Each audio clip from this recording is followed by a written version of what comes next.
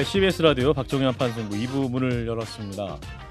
정치권 뉴스가 요즘 많습니다만 또 이 시간에는 꼭 짚고 넘어가야 할 불편한 진실, 그러니까 세금, 국세 얘기를 해보겠습니다. 최근 정부에서 국세 수입이 예상치보다 59조 원이 덜 거쳤다라는 사실을 인정을 했는데 이른바 세수 펑크죠. 역대 최고라는 기사가 연이어 나오고 있는 상황이기도 합니다. 문제가 얼마나 심각한지 저에게 쉽게 풀어줄 분을 모셨습니다. 청취자의 영혼을 올리고 싶은 영혼의 경제학자시죠. 우석진 명지대 교수, 어서 오십시오. 네, 안녕하세요. 영혼의 경제학자 우석진입니다. 네, 네, 진 교수님과 김 소장님. 경제학하고 영혼이 어울리긴 하나. 이게 전 이렇게 유쾌한 경제학자를 처음 뵙는 것 같습니다. 경제학하고 영혼이 털리는 느낌이에요. 되게는 영혼의 경제학자 소개하시면 그 정도는 아니고 이렇게 딱 하거든요. 근데 바로 영혼의 경제학자 우석진이라고 이렇게 하시니까 한번 자연스럽게 들어보시면은 예. 왜 영혼이 울리는지. 알겠습니다. 예, 좋습니다. 아주 좋아요. 자, 말씀드린 대로 국세 수입이 이제 덜 거쳤습니다. 59조 세수 펑크가 났다고 하는데, 그러면 이제 이게 세수 진도율이 크게 부진했다고 이제 정부가 밝히고 있습니다. 이게 무슨 말인지 설명을 좀 해주시면.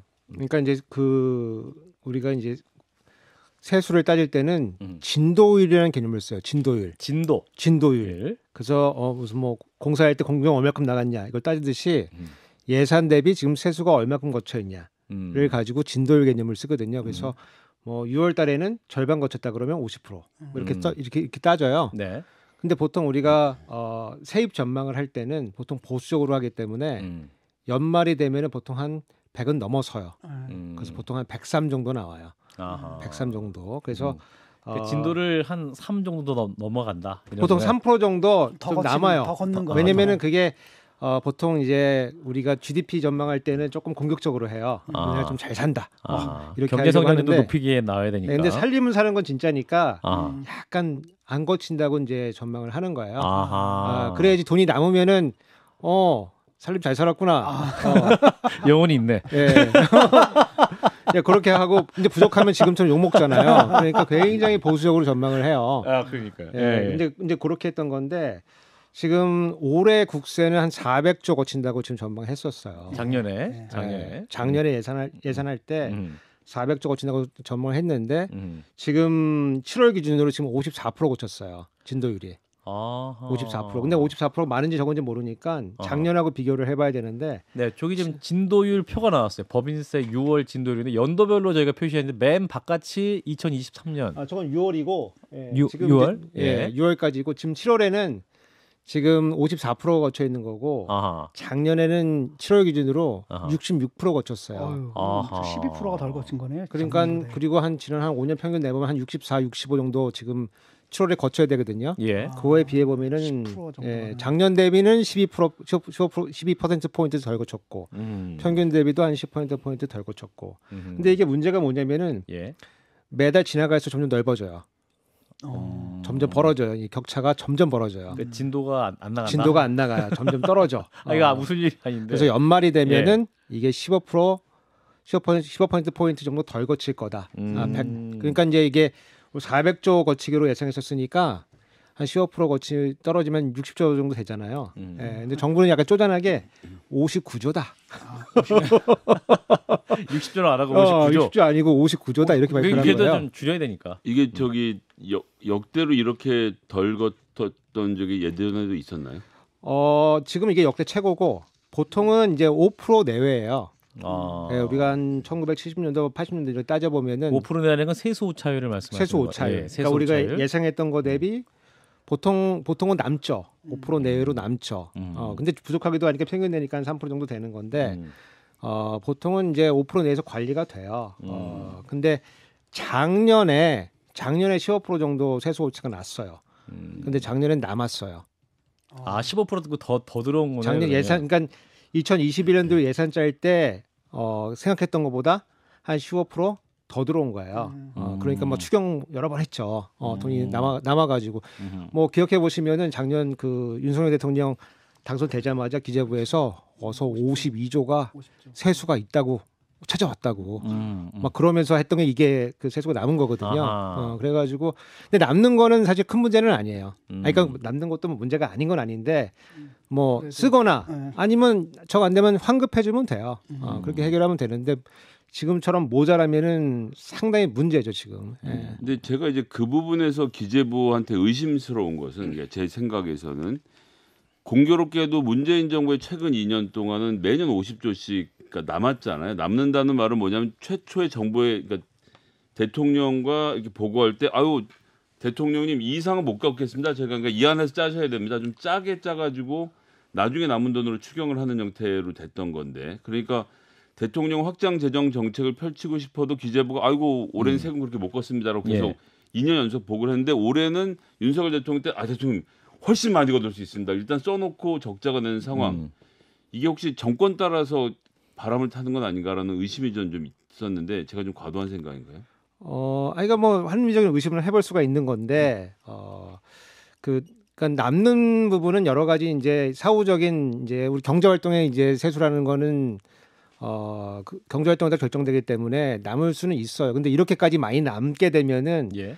이제 당시에 이제 문재인 청와대에서 너희들이 우리 돈 못 쓰게 하려고 일부러 짜게 하는 거 아니냐. 이제 그런 의심들을 많이 했고 사실은 이제 홍남기 부총리 같은 경우는 그런 의심 받으니까 우리가 이제 여러 가지 이제 그 세수 추계하는 방식들을 좀 고쳐보겠다라고 해서 제도 개선을 좀 냈어요. 예컨대 뭐 예. 지금 기재부도 공무원이니까 사실은 순환보직을 하거든요. 근데 세제실만 그 안에서 돌아요. 아 본인들끼리만. 자기들 안에서 돌아요. 그리고 좀 뭐 나간다 그러면 국세청 나갔다 오고 뭐 관세청 나갔다 오고 그 정도 하고 그 안에서 주로 돌아요.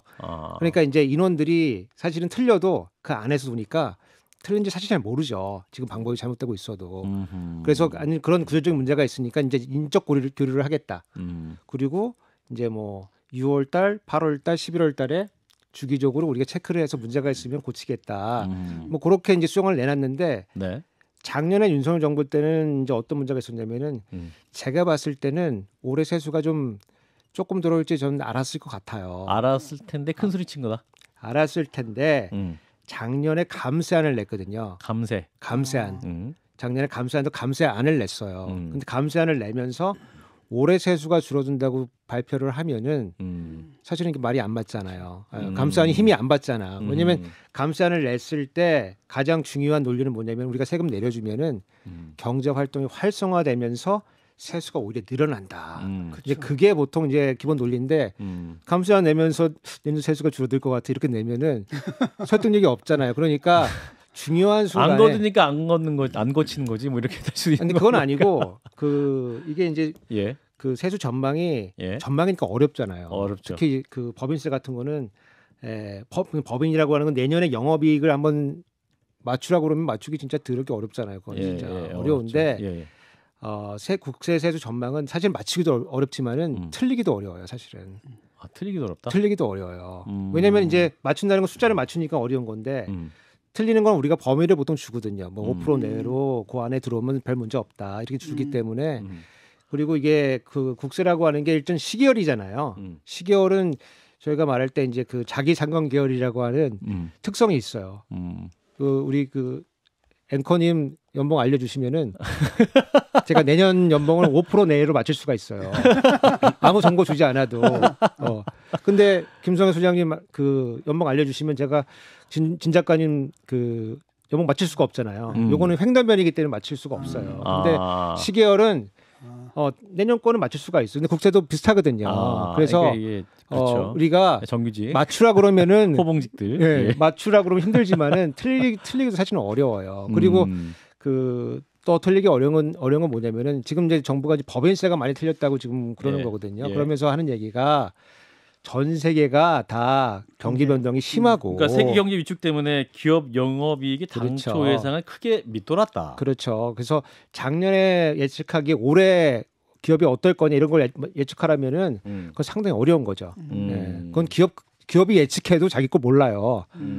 근데 지금 이 법인세수 구조는 어떻게 돼 있냐면은 작년에 번 돈을 가지고 올해 내는 거예요. 그러니까 작년에 예측할 때 작년 영업 그 법인이 어떻게 영업했는지는 대충 알아요.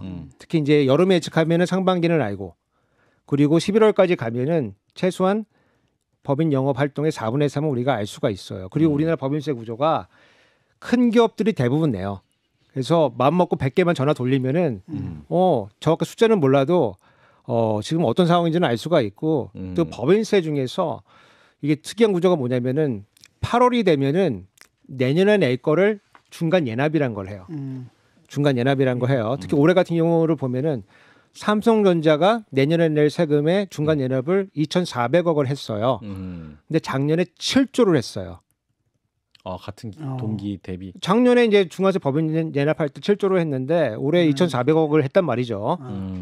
그러면 딱 이게 95% 정도 줄었는데 내년에 진짜 세금 되게 안 들어오겠다 이걸 알 수 있는 거거든요. 그러니까 작년에도 올해 세금이 안 들어올 거는 이미 중간 예납을 통해 가지고 정보를 갖고 있었어요. 근데 제가 그냥 여기 아까 말씀 추측인데 이런 상황을 가지고 충분히 올해 세수가 적게 들어올 거다라는 걸 예측할 수 있었음에도 불구하고 이제 감세안 때문에 무리하게 냈다는 거죠. 제가 좀 다시 한번 예를 들어보면은 법인세 같은 게 이제 보통 한 60에서 70조 들어오는 세금이에요. 법인세가. 근데 작년에 100조가 들어왔어요. 예. 그럼 굉장히 이상한 일이잖아요. 근데 이 100조가 들어온 거는 그 전년도에 전 세계적으로 코로나 때문에 확정적으로 통화정책, 재정정책을 팽창적으로 했어요. 예. 그러니까 갑자기 사람들이 물건을 많이 사기 시작한 거예요. 그래서 우리나라 물건이 많이 팔렸어요. 그러니까 작년에 법인세 수가 갑자기 30조가 더 들어온 거예요. 그러면 올해 예측할 때는 그거는 이제 사라지고 70조 언저리에서 해야 되는데 작년에 이게 105조가 들어온다고 예측을 한 거예요. 네. 그럼 이 세수 추계한 공무원들이나 기재부 담당자에게 문제가 있었다. 저는 그 정직하지 못했다고 보죠. 정직하지 못했다. 네, 정직하지 못했다고 보고 지금 저는 더 문제가 있다고 보는 거는 며칠 전에 이제 세수 재추계를 하면서 세제실장이 와서 발표를 했어요. 예. 근데 그 세제실장이 작년에 틀렸을 때 이 추계를 전망을 했던 그 총괄국장이에요. 아하. 그 사람이 틀렸는데 지금 사진 화면 나가고 있는데 예, 가운데 계신 분이 사진까지 준비가 되어 있네요. 예. 제가 이름은 말씀드리진 않았습니다. 예. 그러니까 예.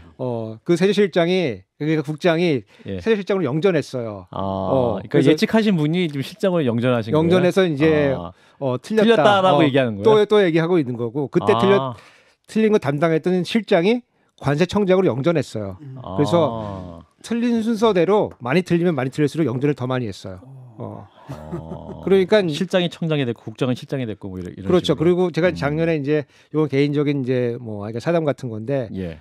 그 법인세 이제 인하를 위한 공청회 제가 토론자로 갔는데 예. 거기 법인세 담당 과장이 나와가지고 뭐 올해 세수가 법인세가 한 1, 2조 정도밖에 안 줄고 괜찮을 거다 이랬거든요. 저는 한 2, 30조 준다 그랬어요. 근데 지금 올해 전망으로 한 27조 줄거든요. 그 법인세 과장 지금 아주 잘 지내고 있습니다. 지금. 예. 그래서 지금 인센티브 구조가 이거 세수를 정확하게 맞출 이유가 별로 없고. 그러니까 기재부 공무원들이 세수 높은 사람들이 이제 듣기 좋은 얘기를 하면 할수록 승진이 되니까. 정권의 입맛에 맞추는 감각이 중요한. 정무적 감각이 중요한. 옛날에는 안 그랬어요. 옛날에는 안 그랬죠. 특히 이제 문재인 정부 때는 막 방방 뛰었죠. 틀리면. 그러니까 이제 이게 빡빡하게 하려고. 왜냐하면 이제 이 세제실 공무원들 기본적으로 보수적이기 때문에 이렇게 과대하게 전망하는 걸 싫어하거든요. 근데 누가 나서서 이제 하기 시작하니까 많이 거칠 겁니다. 이게 희망적인 전망 막 얘기할 수 그렇죠. 있는 거죠. 우리가 저 이제 그 민주당 세금 올려가지고 지금 경제 다 망쳤는데 우리가 세금 내려가지고 하면은 경제도 활성화되고 그러면서 동시에 세금은 세수도 늘어난다. 400조 정도 예상합니다. 예. 그렇죠. 라고 작년에 보고를 했는데. 보고했죠. 그렇게 해서 지금 60조가 비게 된 건데 60조가 비었죠. 60조가 비면 무슨 부작용이 생기나요? 그러니까 원래는 그 선진국에 가면은 세수 전망은 틀리잖아요. 5% 10% 내에 막 틀리니까 큰 문제는 아니에요. 사실은 남으면은 이제 돌려주고 아니면은 다음에 넘겨서 쓰고 모자라는 게 문제잖아요. 모자르면은 국채를 발행해서 쓰는 거죠. 자연스럽게. 근데 원래 이제 이 정부가 국채 발행 죽어도 안 하겠다라고 하는 그런 정부잖아요. 그러니까 이제 그게 이제 꼼수가 이제 횡행하게 되는 건데 원래는 이렇게 이제 그 적자 일종의 이제 세수가 안 들어오게 되면 사실 재정 위기예요. 이게 재정 위기가 전 이제 재정 위기라 부르는데 특별히 경제 위기 없는 재정 위기예요. 경제 위기 없는 경제 위기가 우리가 아니다. 경제 위기로 막 가고는 있지만 지금 경제 위기는 아니거든요. 왜냐하면 실질적으로 1.4% 성장하고 명목으로도 한 4~5% 성장하기 때문에 마이너스 성장하고 뭐 이런 게 아니에요. 침체기는 하지만 위기는 아닌데 우리가 경제 위기가 아닐 때 이렇게 명목 세수가 준 적이 없어요. 그러니까 딱 두 번 있는데 그 2009년하고 2020년도에 명목 세수가 줄었어요. 이 경제 문제입니까? 아니면 세수 정책의 문제입니까? 지금? 전 재정 운영 실패라고 보죠. 아. 재정 운영 실패라고 보죠. 물론 이제 그 세계적 공무원들은 이게 다 세계 경제 때문에 그런 거야. 우리 때문에 그런 게 아니야. 세계 경제가 굉장히 중요한 용어네요. 이게. 근데 예. 제가 말씀드린 게 뭐냐면은 세수라고 하는 거는 기본적으로 소득하고 상관이 있어요. 왜냐하면 우리가 보통 소득의 과세를 하기 때문에 그렇죠. 소득이 늘었는지 안 늘었는지를 보면은 세수가 늘어날 건지 줄어들 건지 이걸 알 수가 있어요. 근데 우리가 지금 실질로 1.4% 성장하고 있기 때문에 그리고 거기다 인플레이션 더하면은 명목으로 한 4~5% 성장하는 거거든요. 그 얘기는 우리가 힘들지만은 우리의 소득은 약간씩 늘어나고 있다는 얘기예요. 그러면은 당연히 세수도 거쳐야 되는 그만큼 거예요. 늘어야 되는 거예요. 근데 이게 명목으로 지금 60조가 빠진다는 얘기는 지금 뭐 엄청난 문제가 생겼다는 얘기예요, 지금. 근데 실제로 뭐 근데 기업의 영업 이익률이 뭐 엄청나게 줄었다 이런 기사를 보거든요. 뭐 삼성 같은 게 반도체가 안 팔려가지고 뭐 아까도 말씀드린 것처럼 100이라고 한다면 그냥 95%가 줄어든다라든지 거의 이런 수준이거든요. 그건 이제 올해 일이죠. 올해 네. 일. 네. 지금 거치고 있는 거는 사실은 법인세는 작년에 벌어졌던 작년 거니까. 작년 거기 때문에 예, 그러니까 명목 세수가 줄어드는 경제 위기 없이 줄어드는 지금 유일한 회다. 유일한 해고 세수가 안 거치고 그러면 이거를 누가 어떤 이제 금융수단을 통해 가지고 정확하게는 이제 뭐 국채를 발행해 가지고 이거를 좀 넘어갈 수 있게 해주고 또 그걸 위해서는 사실 국회와 얘기를 해야 돼요. 우리가 이 위기를 어떻게 넘어갈 것인지. 예. 우리가 2013년도에 박근혜 정부가 들어섰는데 그 전 정부가 이제 그 MB 정부잖아요. 예. MB 정부 때도 감세를 무지하게 했거든요. 맞아요. 무지하게 해가지고 박근혜 정부가 들어섰는데 세금이 안 거치는 거예요. 낙수 효과가 없었습니까? 낙수 효과라는 건 한 10년 지나면 나타나는 거기 때문에 예, 단기적으로는 잘 안 나타나요. 그래서 그 다음 정권은 없군요. 그러면. 예, 그래서 어쨌든. 완전히 국물도 없는 건데 예. 그리고 우리 그 MB 대통령께서 원래 알뜰하시게 빡빡 긁어가지고 쓰시잖아요. 그렇기 때문에 국어 완전 비었어요. 아하. 완전 비어가지고 박근혜 정부도 이제 딱 들었으니까 세수가 없으니까 정부를 운영할 수가 없잖아요. 그러니까 세제 개편을 여러모로 이제 시도를 해요. 여러모로. 그래서 여러분 뭐 기억나실지 모르겠지만은 뭐 소득공제를 세액공제로 바꿔가지고 뭐 연말정산 사태가 막 일어나고 그다음에 비과세 감면이라는 걸 대폭 축소를 해요. 엄청 이제 줄여주는 거예요. 왜냐면 세금 깎아줬는데 이제 못 깎아줘. 그래서 엄청 줄였어요. 그래서 그리고 2015년도에는 담배 2,500원짜리 하는 담배를 4,500원으로 만들면서 세수를 걷기 위한 노력을 하는 거예요. 그래서 세수 기반이 의외로 굉장히 넓어집니다. 그리고 정부가 이제 잘 운영하기 쉽고 그 혜택을 사실 문재인 정부도 받아요. 세수가 잘 들어오니까. 예. 근데 지금 정부는 이제 그런 노력을 거의 지금 하고 있지 않기 때문에 예, 오히려 상당히 지금 전 암울하다고 봐요. 암울한 게 어느 정도냐면은 지금 정도면 사실은 이제 세수 확충을 위한 노력들을 좀 해줘야 되거든요. 예. 근데 오히려 지금 감세를 해요. 감세를 하는데 국세 감면율이라는 개념이 있어요. 우리가 국세를 걷어야 되는데 그 중에 얼마를 빼주냐. 그게 국세 감면율인데 그게 우리 그 조세특례 제한법이라고 저는 조특법이라 부르는데 예. 거기에 이제 나와 있어요. 그래서 국세 감면율을 매년 계산을 하고 법정 한도를 둬요. 왜냐면 너무 많이 빼주면은 재정이 운영이 안 되니까. 예. 그래서 내년도에 국세 감면율 법정 한도 14%예요. 14%. 그래서 100 거둘 거 14% 정도는 우리가 법정 빼줄 수 있다. 법정 한도니까. 근데 내년도 법정 그 한도는 14%인데 그 국세 감면율은 내년에 16.4%예요. 더 빼주네요, 그럼. 그러니까 사실은 이게 페널티가 없어가지고 훈시 규정이기 때문에 사실은 어긴다고 해서 뭐 어떻게 처벌할 거는 없는데 보통은 재정 운영하는 사람 이렇게 넘기지를 않아요. 보통은 그 안에서 유지를 하려고 하는데 지금 그 감면을 많이 해줘가지고 내년에 이게 16%를 넘어가게 되는 거예요. 그래서 역대급이다. 그래서 이 우리 세액 기반이 지금 굉장히 약해지고 있기 때문에 이게 만성화된다. 한 해만 그러면 괜찮은데 한 해가 끝나지가 않고 계속 만성화되는 일이 될 거다. 이제 저는 그렇게 보고 있죠. 자, 여기서 이제 가장 큰 규모 24조 원 외국환 평형 기금에서 끌어오겠다. 정부가 이제 이렇게 얘기하고 있어요. 이게 이름이 좀 약간 생소하기도 한데 그럼 이거를 어떻게 하겠다는 겁니까? 외국환 평형 기금. 그러니까 이제 60조가 비잖아요. 60조 위에서 그러니까 24조를 이 중에 이제 그 60%가 이제 중앙 정부가 해결할 거고 40%는 이제 지방 정부가 해결할 거예요. 그래서 지금 일단 40%는 지형적으로 갈 건데 돈이 없으니까 못 주니까 그건 일단 알아서 한번 해결해 봐 이렇게 하고 60% 이제 36조잖아요. 그 중에 이제 일부를 이제 다 해결해 나가는 과정인 거예요. 그래서 일부는 불용한다, 안 쓴다. 안 쓴다. 근데 저는 자발적 불용을 부르는데 강제적 불용은 없지만 자발적 불용은 우리가 하겠다. 예컨대 뭐 이런 거예요. 무슨 뭐 우리 조달 같은 거 하잖아요. 예컨대 뭐 10억을 조달한다. 그러면은 부처에서 10억 조달하면은 보통 10억을 다 안 줘요. 우리 8억이랑 9억에 계약합시다. 그래서 한 1억 깎아요. 그 깎은 게 이제 그 재정을 이제 약간 절약을 한 셈이 되니까 그게 또 성과 지표가 되거든요. 그리고 보통 줄인 거는 부처에서 니네가 써. 이렇게 해주는데 지금은 그거 갖고 오라 그래. 갖고 와고 남는 거 갖고 와.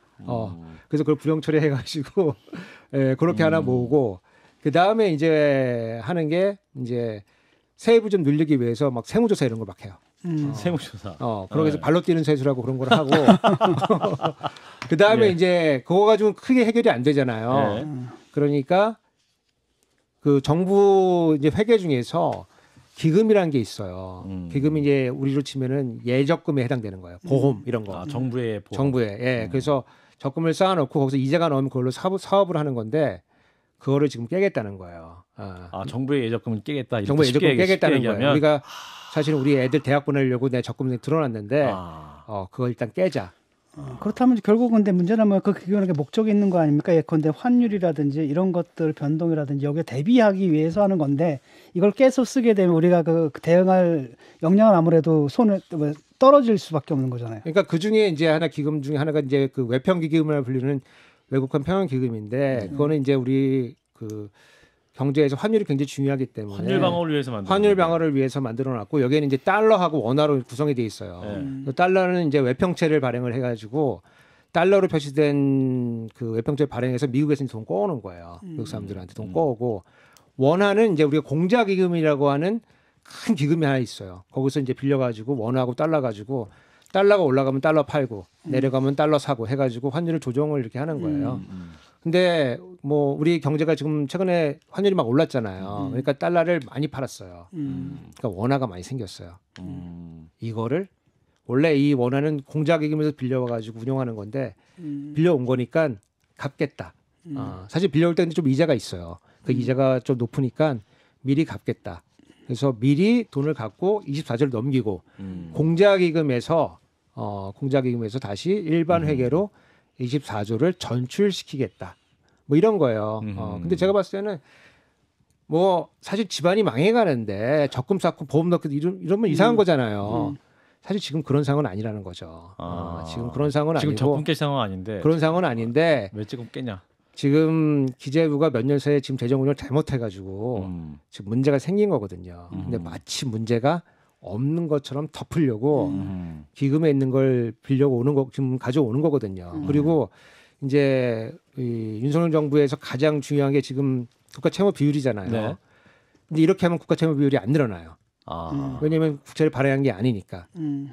근데 우리 추경호 그 장관께서 좋아하는 게 공짜 점심은 없다는 거거든요. 경제에 공짜 점심은 없다. 이것도 부채잖아요. 근데 결국은. 공짜 점심이 없을 수가 없잖아요. 일단 외평기금에서 이자를 원래 좀 많이 내고 있었는데 갚으면은 이자를 받을 수가 없어요. 그렇군요.